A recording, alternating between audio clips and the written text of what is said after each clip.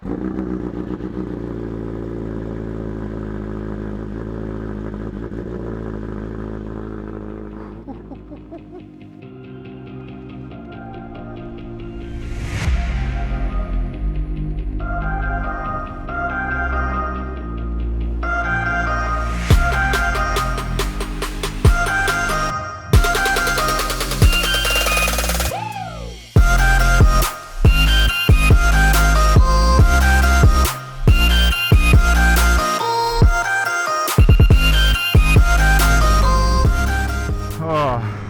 is going on, guys? Welcome back to the channel. I am on the H2 2023 H2. For those of you that are new to the channel, welcome. I'm just today off for a little ride into the city. Nothing too crazy. I'm just going to quickly explain, I guess, the journey that this bike's been on, and if you have or haven't seen the other videos, I've got some shorts up, some videos like that, and just take you on a bit of a journey. So I got the H2 in October last year, November maybe, I don't know. I got the H2 last year, late last year, had it for a few weeks. Obviously hear the exhaust on it. We'll get to that in a second though. Got the exhaust on it, and then I was taking to get it, not PPF, not to take it to get PPF'd, but I was taking it to get like a coating over it, because the guy didn't want to PPF the paint of it, because he said it was a bit hectic.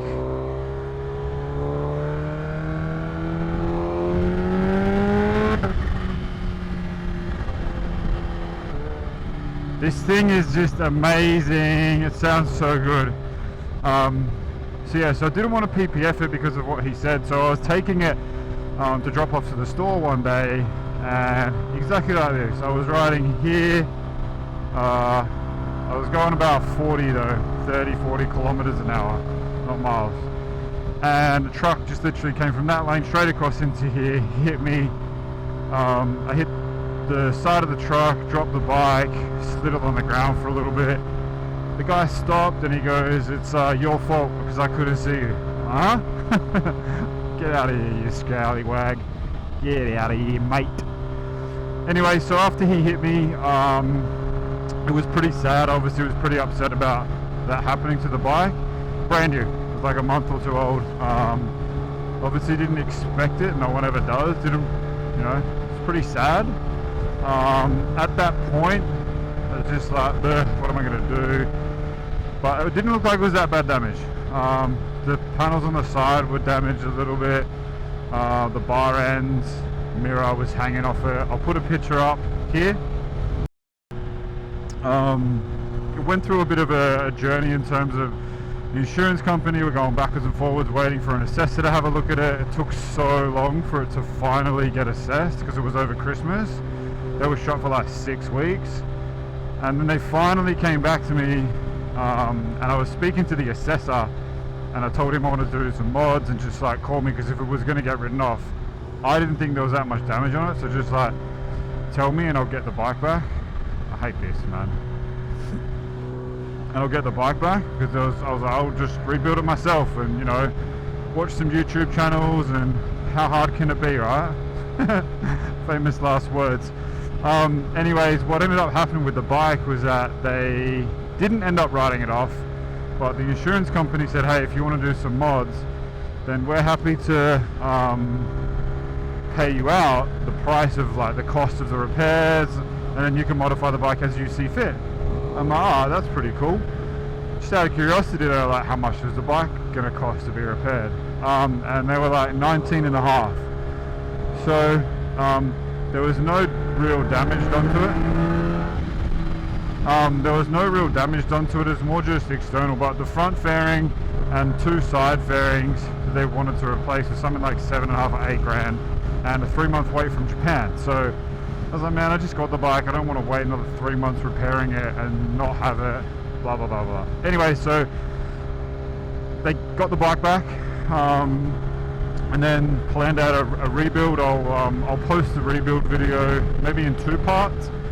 But anyways, what ended up happening with the bike was the front fender was damaged, both mirrors were gone, bar ends on the right hand side was gone, fairings, front cowling, rear fairing, the one above the seat, the exhaust tip, which is we'll get into that in a second. The rear sets were gone, they needed replacing, so it was quite a list of what I needed to replace and fix. And I just sort of thought, you know, I've always loved cars, like why not type thing. I'll jump in and do it. It can't be that hard. And it wasn't super hard, but I mean it's a H2, so I was super nervous. God damn, I was nervous changing the tinted screen the first time that I got it, let alone pulling it apart. But I guess because it was already injured, I should say, it wasn't that big of a deal for me or to me, because she was already hurt. So it was okay, I guess. I'll say that. So fast forward to now, to what is the bike. Still a H2, but I've done everything, almost everything. As you can see, we've still got the tank and the front bits, of the tank in the classic silver paint that Kawasaki come out with. And there's a bad bit up here. I'm just going to get around this guy. Maybe I won't get around this guy, he'll get around me. And in between the rear seat is still the black silver, well, I don't know, whatever color you want to call that. And then I've got complete carbon fiber at the front, which you can sort of just see.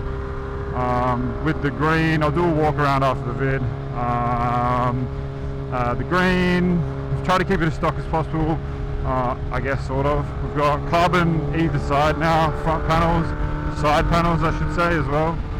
And the H2R wings, carbon dash panels, chain guards, as I said, up around the rear sets. I've got more carbon, I just don't know if I'm going to put it on yet or not. Listen to that thing on the freeway, it's so nice. It's just, how much throttle was that? Half. And it just wants to go. And then it's got a full Van Diemen exhaust, titanium, replica of the H2R, ram air filter. That's carbon now, not black anymore as well, the filter, or the intake I should say. I've tried to do as much as possible to change it to carbon, but also keep it looking a little bit stock. I don't need it super stock, but you know, I wanted it a little bit. So I've got all the genuine stickers, like the Kawasaki stickers and stuff, or decals, whatever you want to call them. So it's as clean as possible, tail tidy. Yeah, I've got a blow off valve, intercooler, supercharger gears. What's that? Is that a duck? Yeah, it is. That's nice. That's nice. That's so nice. That's sick. That's what I love about motorbikes, man. It's just like, just your generic sort of love for bikes. It's sick.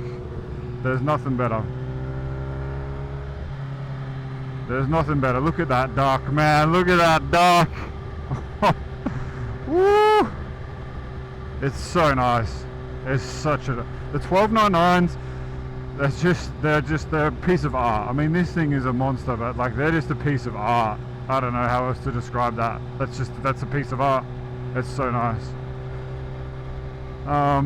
Anyways, where were we before we got distracted by the duck? Yeah, so we've got a few extra parts on it. We've got some more carbon I can put on it, just not sure if I'm going to or not. I don't know, I'll show you guys around and you can let me know. But that's, I guess, where the bike's at the moment. From crashed to back on the road is just, geez, something I never thought I would do, or ever, I guess, really sort of be in a position to do. You know, I've worked on cars before, but like, I think rebuilding a bike is crazy, especially maybe a H2. That's a little bit more crazy? Question mark, probably. But look, I've had it checked over by Kawasaki out here, and they've said it's fine, there's nothing wrong with it. She's all good, so he's happy with it. Yeah, done its first service. A few little extra stuff here. But yeah, it's fine, which is awesome, and there's no chassis damage done. Ooh, listen to that exhaust.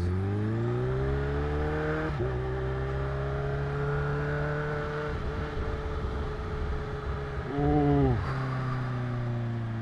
she just sounds so nasty.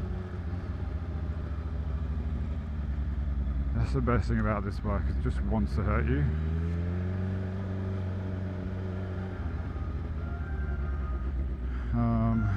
Where do I park? Anyway, so I'm going to end the video here. As I said, just ripping into the city quickly. Can't remember what I was going to say, so sorry if it was something important. I feel like it wasn't, but you just never know, Steve.